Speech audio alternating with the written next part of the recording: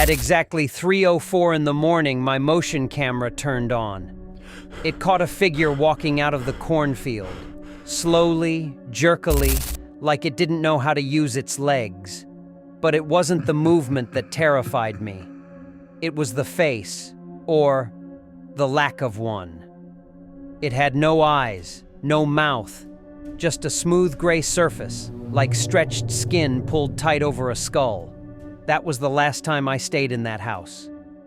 This is the story of the Watcher in the Cornfields. In 2019, I left Chicago after a bad breakup and a career collapse. I needed space. My old friend Jake said his grandparents had a farmhouse in rural Iowa. Empty, quiet, mine if I wanted it.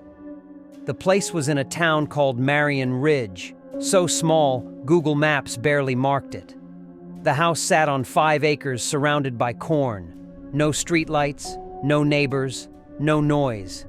It was perfect for the first few days. On the third morning, I saw something odd. A figure, way out in the corn. Still, too still. I assumed it was a scarecrow, but by the next morning, it was closer. Every morning, the figure seemed to have moved. At first, maybe 100 feet away, then 80th, then 50th. But it always disappeared before nightfall. I asked Jake about the figure. He said his family never used scarecrows, and his voice changed when I mentioned it. Just don't go into the corn at night, he said. If you hear something walking out there, don't look. That night I stayed up, watching from the window. At 2:17 a.m., I heard it.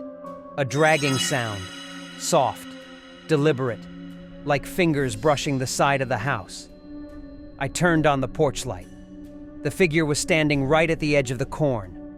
No pole, no ropes, just standing there. It didn't move, but I felt it watching me. The next day, I set up a motion camera facing the cornfield. I needed proof I wasn't losing my mind. Night after night, nothing, until night 13. At 3:04 a.m., the camera triggered. On the footage, the figure stepped out of the corn, slowly. Its limbs moved like a puppet on tangled strings.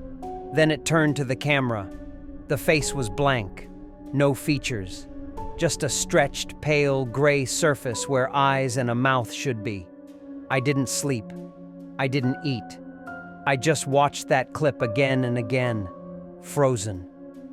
On the 16th night, I heard 3 knocks on my door. Not a bang, not scratching, just 3 slow, deliberate knocks. I didn't open it. I didn't even breathe. By 4 a.m., I grabbed my bag, left everything behind, and ran to the car. As I backed down the gravel driveway, my headlights caught it. Standing in the middle of the road facing me, it tilted its head, like it was curious. I drove straight until sunrise. I found a motel and tried calling Jake. When he answered, he sounded confused. "What farmhouse?" he asked. My grandparents never lived in Iowa. A week later, I went back with a county sheriff. The road was still there, the field overgrown, but the house gone. No foundation, no remnants, no address. In the center of the lot stood a wooden pole, barely standing. Hanging from it, a torn flannel shirt, and tied to the top, a smooth, gray, featureless mask. The sheriff said the place had been abandoned for over 40 years. There was a fire, he told me. No survivors. Family of 3. They were never found. I never went back. But sometimes around 3 a.m., I still hear it. That dragging sound, like it's right outside my window. I don't know what it was. I don't know if it followed me. But if you ever find yourself alone near a cornfield and something standing out there that wasn't there yesterday, don't watch it too long. It might be watching you back. If you found this story chilling, hit like, subscribe, and share it with someone who needs to sleep with the lights on tonight. Comment below. What do you think the watcher was? Just a hallucination?